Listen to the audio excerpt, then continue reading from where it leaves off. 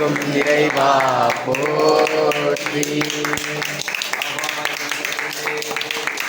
கைலை மலையானே போற்றி போற்றி. இந்த வாத்திய கருவிகளை எல்லாம் தயாரிக்கிறதுக்கு தேவையான பொற்குழியை தேடி கொண்டு வந்து வருவதில் முதன்மையாக பங்கு வகித்தவர் நம்முடைய புண்ணியவரன். அவருக்கு அடுத்த நிலையில் முதல் மரியாதை.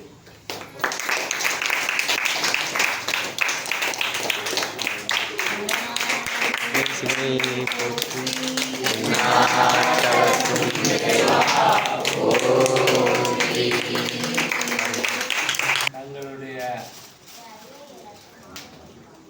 புராணகாரக அறக்கட்டளைக்கு சொந்தமாக இருக்க வேண்டும் என்று சொல்லி திமிரியில ஒரு சிவபுரத்தை நடத்தி கொண்டிருக்கிற நம்முடைய அருமை நண்பர் ஆதிபுராணன் பாலாஜி அவர்களுக்கு மேலான மரியாதை.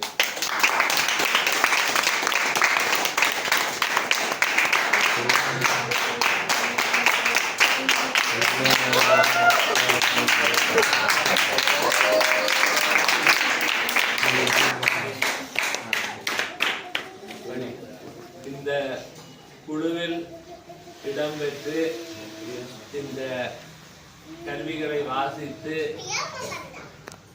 சிவ ஞான முழக்கம் செய்ய போகிறார்கள். நான் ஏன் ஞானம் என்று சொல்கிறேன் என்று சொன்னால் பக்தி தேசத்தோட போயிடும். அதுல இருந்து கொஞ்சம் ஞானம் வந்தால்தான் நிலைக்கும். அந்த ஞானத்தை இந்த குழுவினர் ஏற்படுத்த வேண்டும் என்கிற ஒரு விருப்பத்தின் பேரால் சிவஞான கணநாதர் முழங்கிசை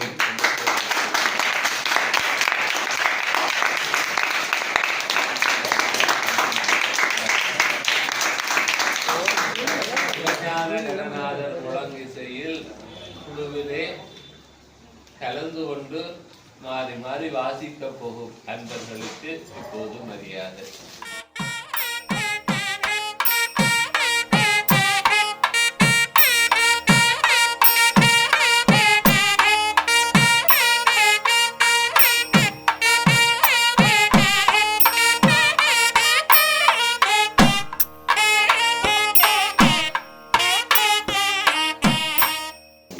இந்த மரியாதைகளை தொடர்ந்து எல்லோருக்கும் உரிய முக்கியமான சிரமம் வாழ்க்கையில் எது என்று சொன்னால் வெற்றி அடைவது எளிது, அந்த வெற்றியை தக்க வைத்துக் கொள்வது என்பது மிகவும் கடினம். அதுபோல இப்போது தொடங்குவது எளிது, தொடர்வது கடினம் என்ற தலைப்பில் தன்னுடைய அனுபவத்தை ஒட்டி எங்களுக்கு சில வார்த்தைகள் சொல்லுவார் போக்குகிறான் ஐயா.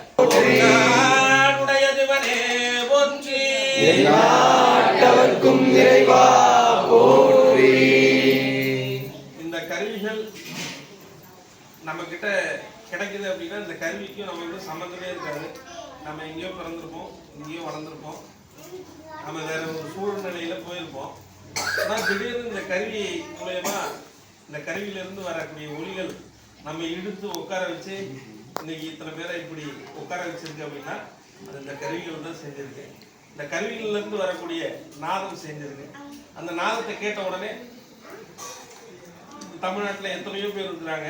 ஆனா சில பேரை மட்டும் இப்போ உங்க ஊர்ல இப்போ நீங்க திமிரி பகுதியில உங்களுக்கு மட்டும்தான் அந்த நாதம் வந்து ஏதோ ஒண்ணு செஞ்சு உங்களை வந்து உட்கார வச்சு திமிரியில உங்களை வந்து உணர்வால இருந்து சென்னையில வந்து உட்கார வச்சிருக்கு. இந்த கருவியில வாங்க வச்சாங்க. இந்த கருவி தானாகவே உங்க கையிலும் வந்துடும், நீங்களும் அதை வந்து பற்றிக்கலாம். ஆனால் அது என்ன செய்யும் அப்படின்னா அது உங்ககிட்ட வரணும், நீங்க அதை வந்து சதா காலமும் வாசிட்டே இருக்கணும், எல்லா நிலையிலையும் வாசிட்டே இருக்கணும்னு நீங்க நினைச்சீங்க அப்படின்னா அதுக்கேற்ற மாதிரி நீங்க மாறணும், உங்களுக்கு ஏற்ற மாதிரி அது மாறணும்.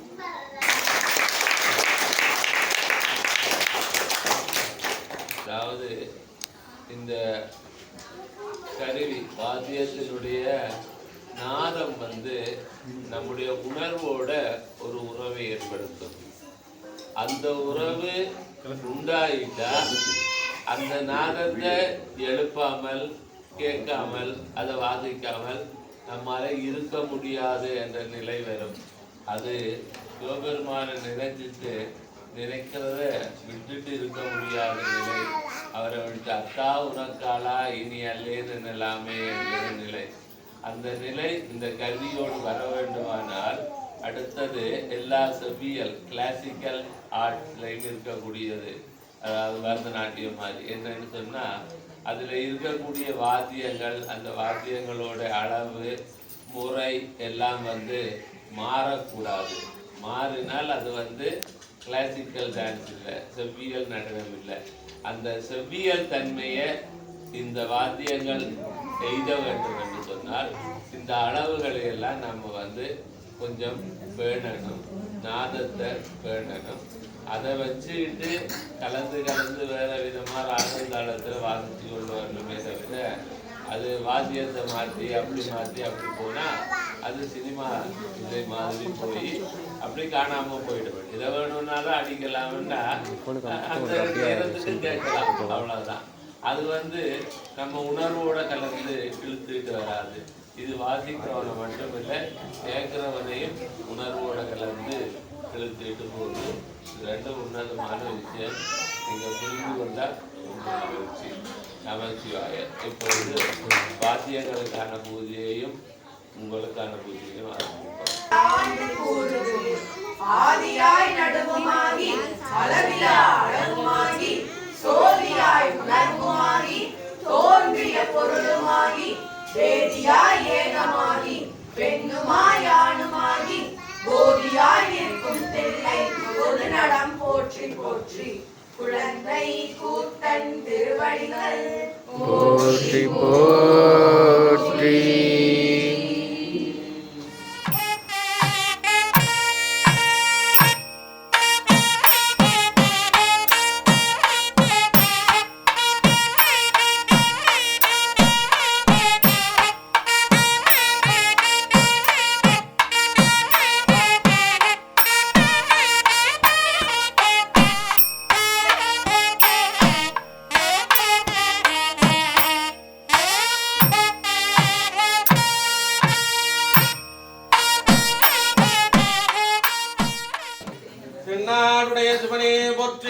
எந்நாட்டவர்க்கும் இறைவா போற்றி.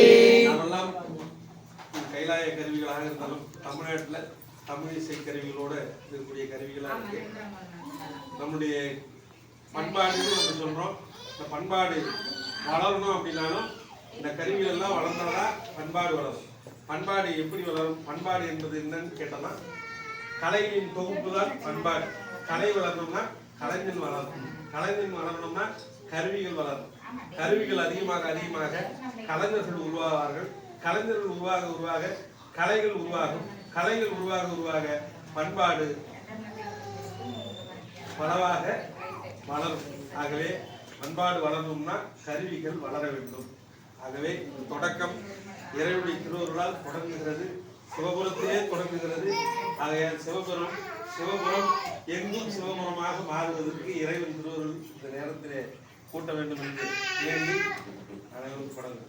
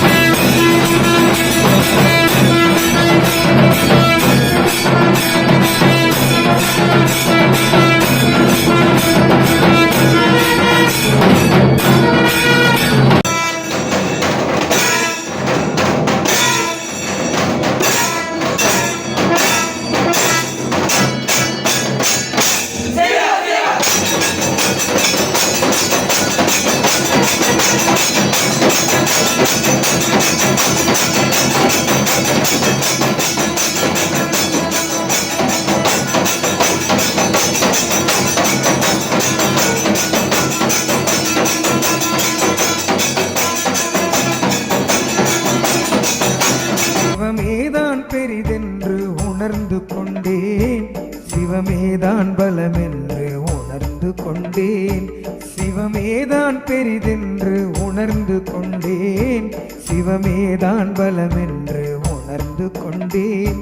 சிவமேதான் உறவென்று உணர்ந்து கொண்டேன், சிவமேதான் உயிரென்று உணர்ந்து கொண்டேன். சிவமேதான் உயிரென்று உணர்ந்து கொண்டேன். சிவமேதான்